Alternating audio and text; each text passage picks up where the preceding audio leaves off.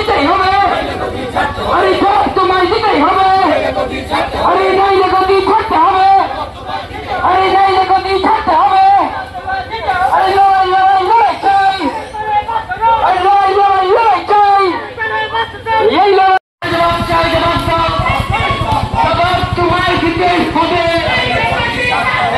জবাব তোমায় দিতেই হবে।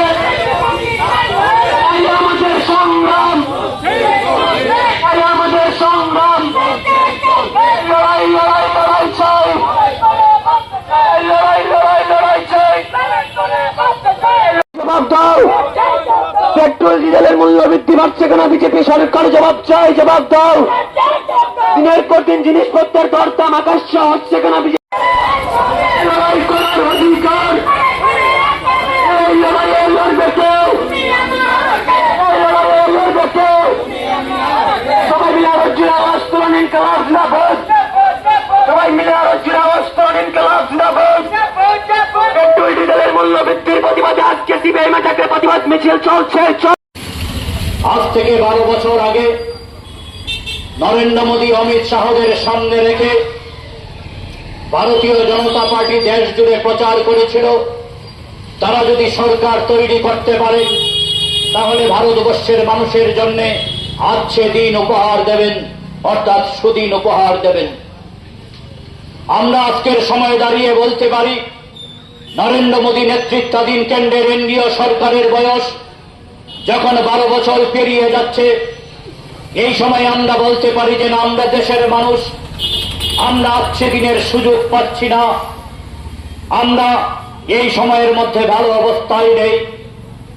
আমাদের দেশের অর্থনীতির অবস্থা আজকে একটা বেহাল অবস্থায় গিয়ে দাঁড়িয়েছে। ভারতবর্ষের স্বাধীনতার সময়ে 1947 সালে আমাদের দেশের টাকার যে মান ছিল কমতে কমতে কমতে কমতে বিশেষ করে আজকের সময়ে নরেন্দ্র মোদীজি দেশের প্রধানমন্ত্রী হওয়ার পরে সবচেয়ে বেশি টাকার মানের পতন হচ্ছে, রেকর্ড পতন হচ্ছে। যেখানে স্বাধীনতার সময় আমাদের দেশে $1 ইকুয়াল টু ভারতীয় টাকায় 4 টাকারও কম ছিল। এমনকি আজ থেকে 12 বছর আগে ডক্টর মনমোহন সিং যখন আমাদের দেশের প্রধানমন্ত্রী ছিলেন তখন $1 ইকুয়াল টু ভারতীয় টাকায় 55-56 টাকা ছিল। আজকের দিনে ভারতের টাকা ডলারের সঙ্গে তুলনা করলে 96-97 টাকায়, বাংলাদেশের টাকার সঙ্গে আমাদের দেশের টাকার সেখানে পার্থক্য দ্রুত কমে যাচ্ছে। এই যে টাকার পতন হচ্ছে, স্বাভাবিকভাবেই সমস্ত জিনিসপত্রের দাম বাড়ছে। এই সময়ের মধ্যে আমরা দেখছি গত 10 দিনে পেট্রোল ডিজেলের দাম 4 বার বাড়ানো হলো এবং এটাই শেষ না। আগামীকাল ভোরবেলা ঘুম থেকে ওঠার পর হয়তো আবার দেখবেন পেট্রোল ডিজেলের দাম বেড়েছে। এভাবে ঘন ঘন পেট্রোল ডিজেলের দাম বেড়েই চলেছে। এটা শেষ কোথায় জানতে চায় আজকে দেশের মানুষ।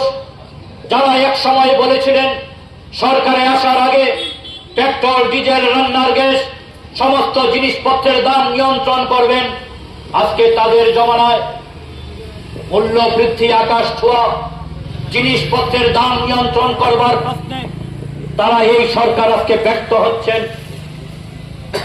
এমন একটা জায়গার মধ্যে দাঁড়িয়ে বন্ধুগণ আমরা দেখছি শুধুমাত্র মূল্য বৃদ্ধির প্রশ্নেই না, গোটা দেশ জুড়ে বেকারি বাড়ছে, বেকারদের মধ্যে হতাশা বাড়ছে, স্টুডেন্টদের মধ্যে খুব বাড়ছে, হতাশা বাড়ছে। আপনারা শুনছিলেন নিট পরীক্ষা সম্পর্কে।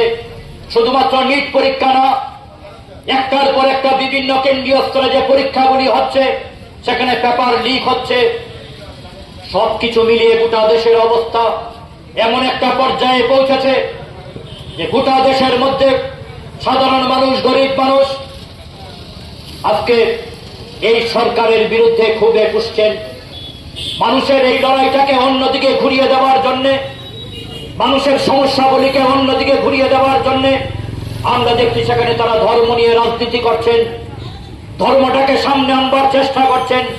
আমরা ধর্মের বিরোধিতা করি না, কিন্তু আমরা বলতে চাই মানুষের যে মূল সমস্যা তার অন্ন, বস্ত্র, বাসস্থান, শিক্ষা, স্বাস্থ্য আজকে সমস্ত দিক দিয়ে একটা বেহাল অবস্থা।